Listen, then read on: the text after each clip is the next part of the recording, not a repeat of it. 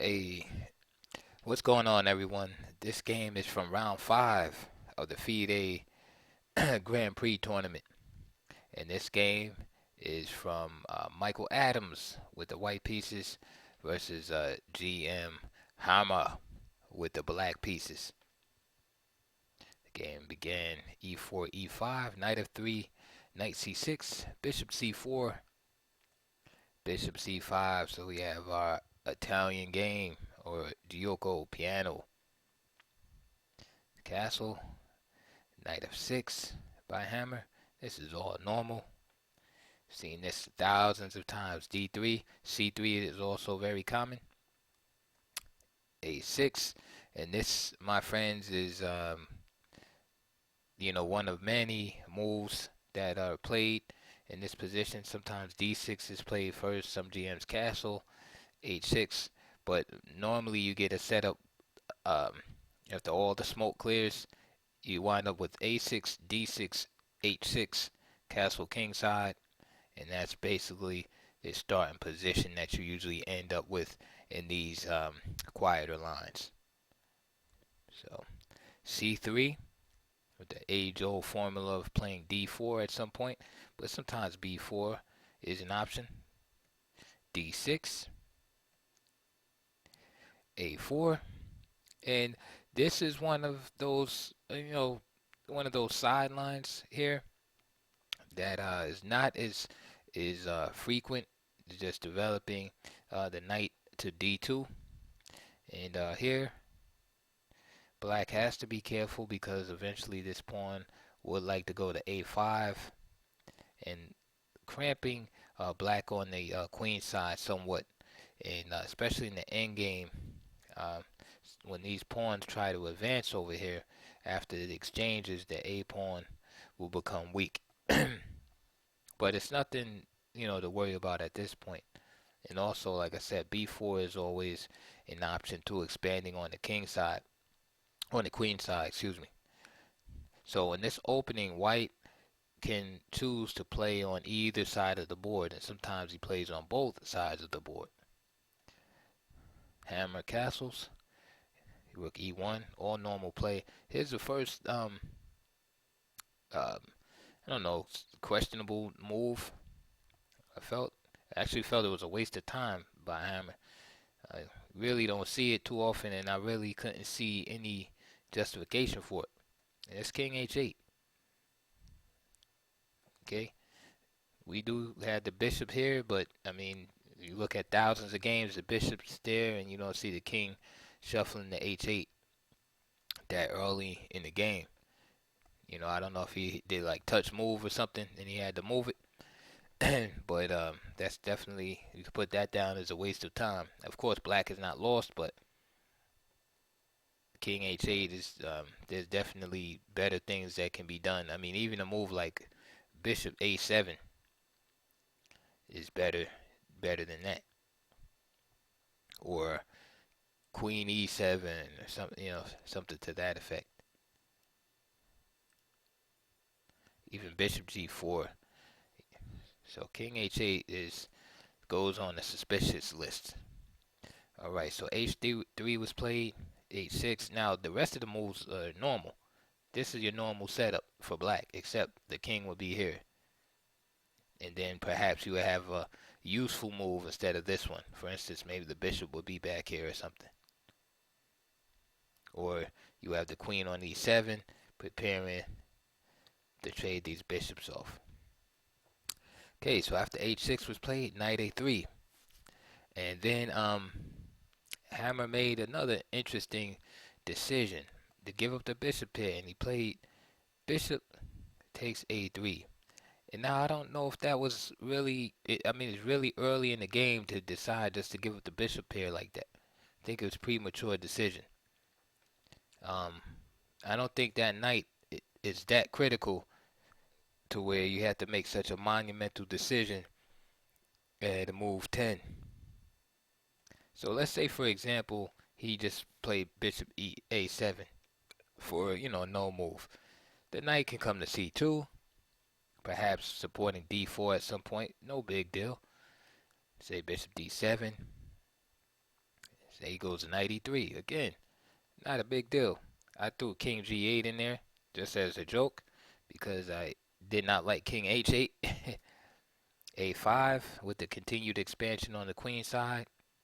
And for example, bishop e6, bishop takes, f takes, b4, queen d7, connecting the rooks, queen b3, knight e7, and rook b1. And after this, black can play a move like knight g6 or something. And again, it's not that big of a deal. So I don't really get black's motivation for king h8 and then playing bishop takes a3 like that. So rook takes a3 for Adams. And now bishop e6, bishop takes e6, f takes e6. So now he leaves white with the lone bishop, lone dark square bishop, and black takes on double pawns. Now I went over the game yesterday in round 4 of Mamadara versus Adams, and I had stated that Adams is a very solid positional player in the style of Kramnik and Karpov. And I say that to say that this position that Hammer is taking on as black is right up Michael Adams' alley. And I don't understand why he would play right into his hands like this. This is the type of position that those type of players excel in. Positional chess, exploiting static weaknesses on the board. These guys would play 70, 80 to 100 moves, um, exploiting double pawns, little space here, little weakness here on the king side. This is Michael Adams' game right here. He doesn't have to deal with a lot of tactical um, responses from black. See, when he was playing Mamadarov gave him a lot of problems that he had to solve over the board, and ultimately he wasn't able to solve them. There was too much going on in the position, and he finally faltered. He probably used too much time on the clock and faltered in the position. This position for white is very clear and straightforward. There's not a lot of weaknesses, but nevertheless, there's something for white to work on. You had this weak B pawn, right? And notice with the move bishop takes a3, help white develop for free. Free tempo, brought the rook here to a3. Now the rook can go to b3, attacking the b pawn.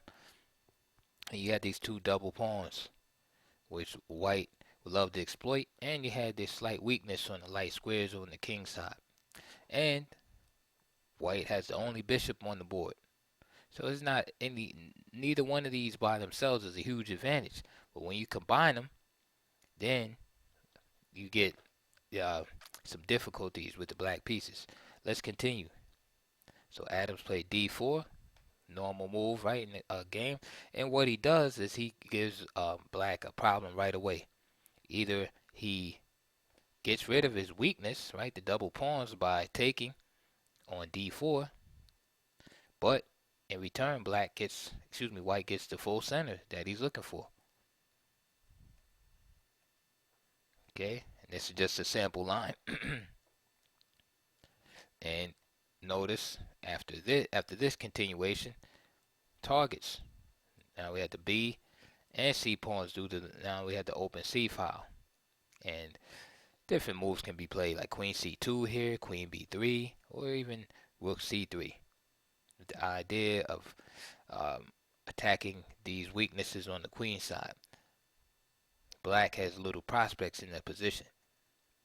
Going back to the game, after d4, Hammer opted for queen e8. So Adams just simply took d takes e5, knight takes e5, knight takes e5, d takes e5.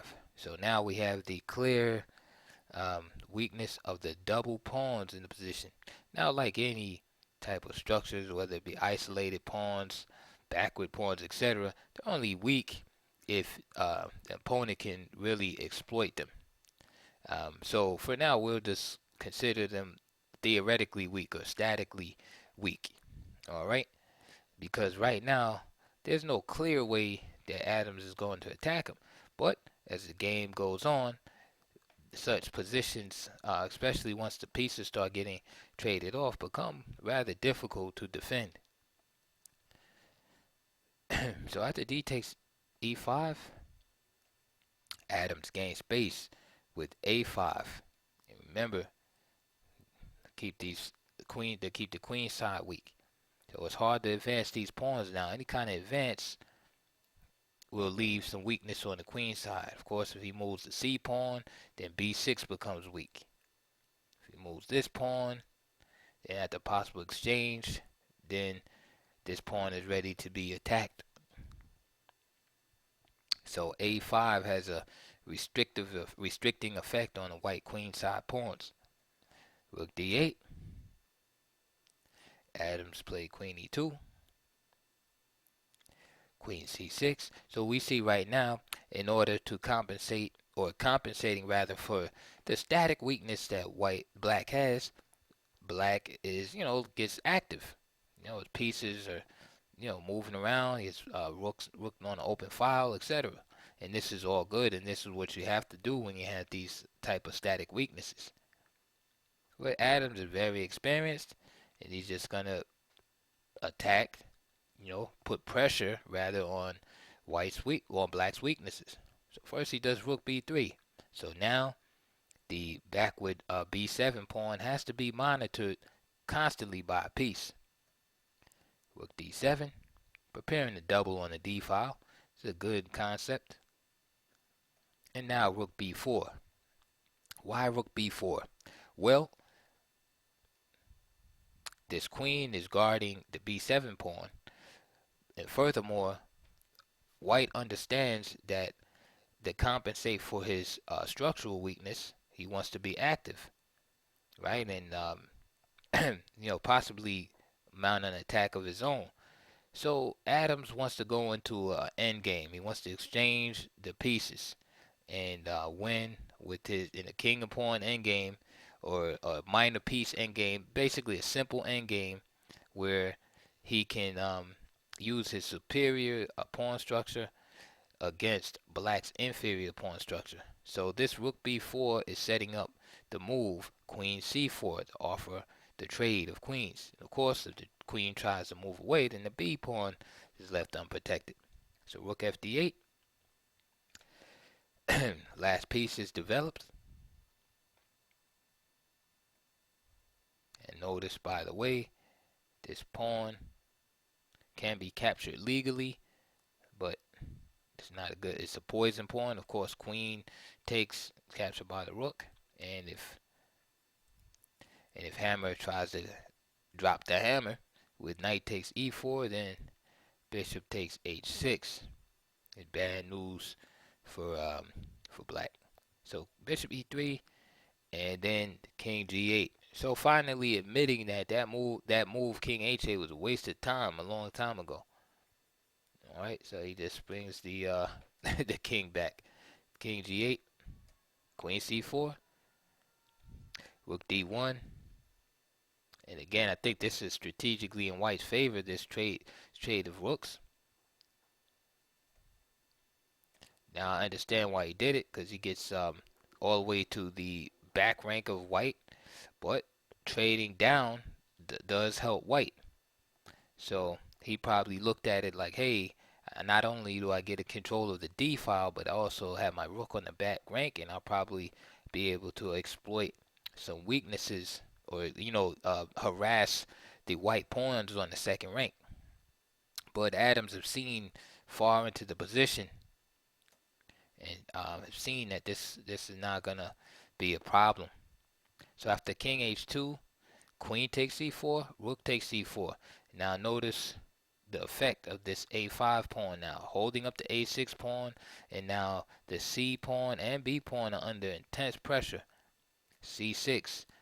Now, remember what I said about c6. That pawn advanced, and now look at the b6 square. Very weak. Adams just goes right back.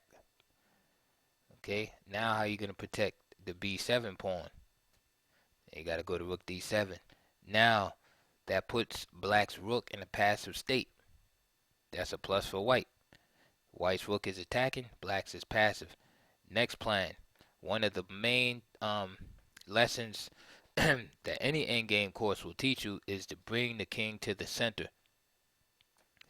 King G3, King F7, King F3. So not only does Adams bring his king to the center, of course Hammer tries to do the same thing. He's doing the same moves, but this king on F3 is protecting the pawn on E4. So it relieves the rook of the duties of doing that. G5 from Hammer. Bishop A7. This is a powerful move. Do you understand this move? The reason why he did Bishop A7 is to attack another weakness in the white position. Remember, earlier, a few minutes ago, we talked about these double pawns. The idea behind Bishop A7 is to follow up with Bishop B8 with the attack on the E5 pawn. Note this rook is tied down to the B7 pawn, so the rook can't really just drop back right now. Knight G8. And Adams plays an excellent move, H4.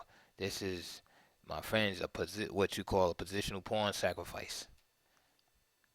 Okay, so he sacrificed a pawn so that he can gain entry into the white king side.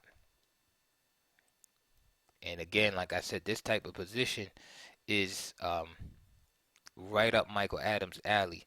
His positional superiority, and he can play slow, accurate chess. And when you don't put pressure on these type of players like Kramnik, Karpov,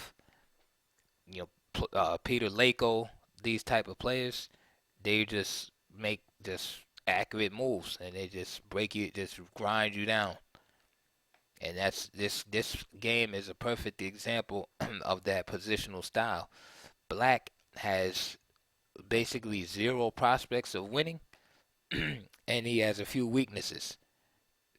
So playing a guy like Adams, I mean, you're just in for just a few hours of torture. Basically basically a torture session here. I just wanted to show you that Bishop B8 was possible, but then Black can still defend with King F6 here. So Adams goes with the positional pawn sacrifice, H4. Hammer goes for it and plays G takes H4. Now, perhaps he should have tried to keep the enemy king out of the position, maybe playing a move like King G6. But it's still rough because after H takes G5, H takes G5, then you have Bishop B8. And then the king has to go over to defend.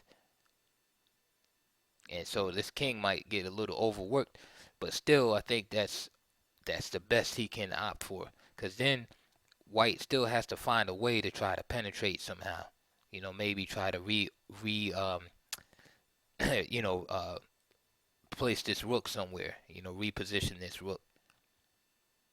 That's the only plan I can really see in this position. Anyway, Hammer played G takes H4. So yes, he quote unquote won a pawn, but that pawn's not that pawn's going to be recaptured. But Adams will have the plus of having easier time penetrating into the white position. Played King G4, Knight E7, and I'll ask you guys a quick question. You're Adams. You got the king right here on G4. Do you capture this pawn right away? Now, if you've been watching my videos, I always say position over material. You keep improving your position. If you improve your position enough, the material will just fall like ripe fruit from a tree. Okay? You don't have to be thirsty and grab this pawn. For instance, playing a move like this, king takes H4, the pawn is going to drop, so there's no need to rush. King takes H4, knight G6 check, king G3, H5, and then you see this pawn is guarding the G4 square, and the knight is guarding H4 and F4. So now there's a blockade on your king getting in. All right. Of course, Michael Adams didn't do that, but just learn from that example. Don't rush. Okay. Try to improve the position. Michael Adams played a strong move here. Bishop E3. Now, if knight g6 trying to use that blockade idea, then this bishop takes h6. So now he has to do something about it. He plays knight g8. Again, if knight g6, then he just drops the pawn. So he has to play knight g8. Okay. Now, when there's no room for improvement, now you just pluck the pawn. And notice the difference. Right? In the other variation, the knight would have been here blockading, but now this king can go here. So with Adams having this long-term pressure here on b7, right? The rook is frozen. Now we have pressure here. You have the king here on h4. Now the knight is tied up to defense. Okay? Again, this guy's a positional master. King e8. White is starting to run out of moves. Adams comes up with a great idea here. Rook b3. Why rook b3? Because right now, even though white has a superior position, it's like, how do you improve right now? What's the next steps? You know, maybe try to come in with king h5. That's a good move. You know, king h5. You know, maybe rook g7. Right? He tries to attack that g3. Okay, those are all good ideas. You know, you pick up that pawn at h6. You know, I like that idea. Adams played rook b3, and it took me a while to get a hold of the idea at first. But his idea is to reposition this rook. Okay, so he figures, okay, I have this pressure here, but this rook is here, and it's kind of like a stalemate. So what he wants to do is play c4 and kind of let his rook out. So let's see how it went down. So there it is, rook g7, attack the g points, no big deal. And Adams just played g4. Now he could have played c4 here. Okay, the idea would be rook takes g2, rook takes b7, and that's just dominating. But again, players of this caliber really, I mean, they don't allow counterplay. So even though I'm sure he saw this, but he said, well, if I can win without allowing any counterplay or any tactical hocus pocus from my opponent, I'm gonna do that. So he played g4. Okay. Notice Hammer is still all tied up. Right. Eliminating counterplay is good. So rook f7. Now he plays c4. So he goes with his plan. Now rook d7. Of course, Hammer wants to block the d file so the rook doesn't just go to d3. And now we see this annoying move again. Bishop a7. Back again. Remember, I told you what the purpose was before. e5 pawn. The same idea. Except now the knight is way over here. Okay, and that's the thing about these double pawns is as the pieces diminish because they have to be protected by pieces.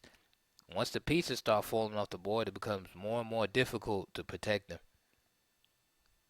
And the knight is not that mobile as, say, a bishop. So the bishop can attack really quick, but it's hard for the knight to defend. Knight f6. All right. Will Adams just overlook the e pawn being attacked? Of course not. f3, he shuts that down.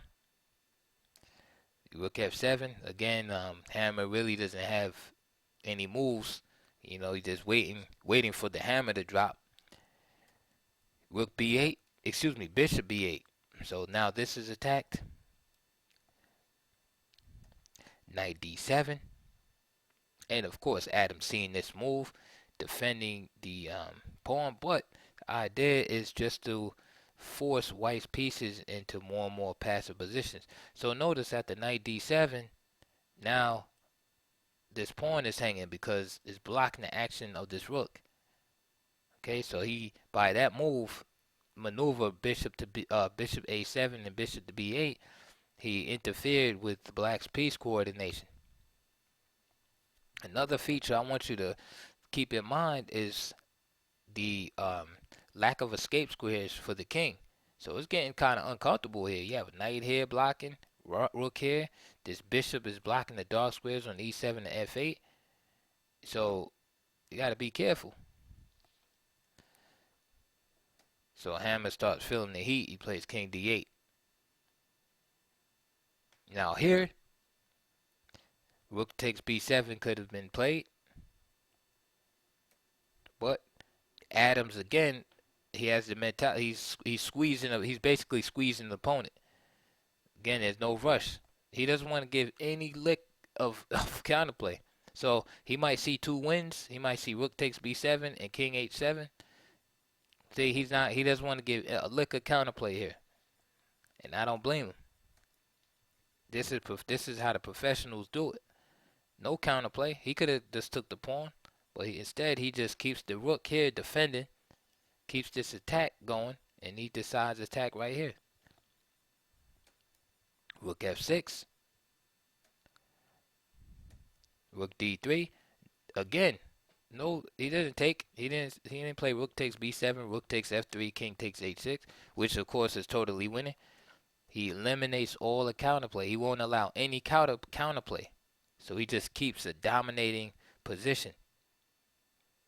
Right? In other words, he's saying, I'm going to win without you having a fighting chance. So king e8. So he keeps him in that passive position. He played bishop b4. Now, he could have played c5 also. Right? But he decided to play bishop b4. What's the purpose of that? An attacking move. He's going to use his bishop to come to d2 and win this pawn. So c5 is played. Adams doesn't care. He continues with his plan. Bishop d2, rook f7, and now bishop takes h6. So Adams has decided, hey, the bishop is going to be the hero. Notice he's doing all of this without allowing any counterplay. No rook takes f3.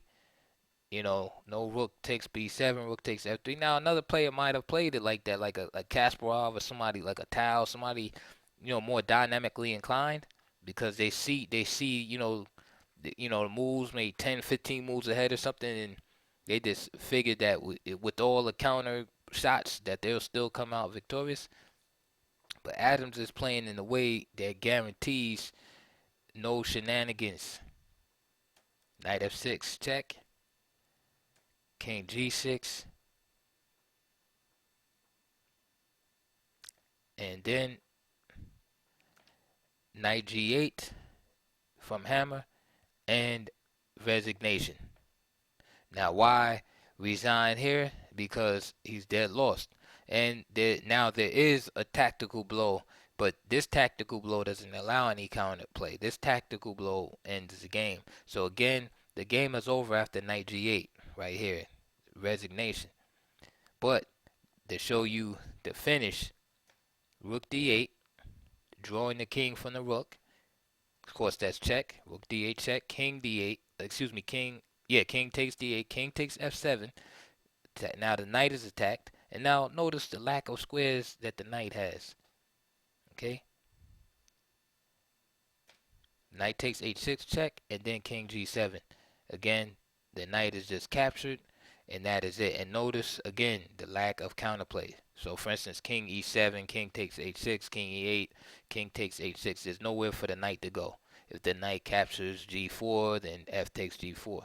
The other option, besides taking the bishop, is to play knight e7. If knight e7, then just simply bishop g5, pinning the knight and winning. Pinning and winning. Alright, so that position is hopeless. And this game was a model game of Michael Adams' style, a brilliant game. Just absolutely shutting down all counterplay from the opponent and just winning the game and making it look easy. I hope you enjoyed that. Please like, subscribe, and I'll see you next time.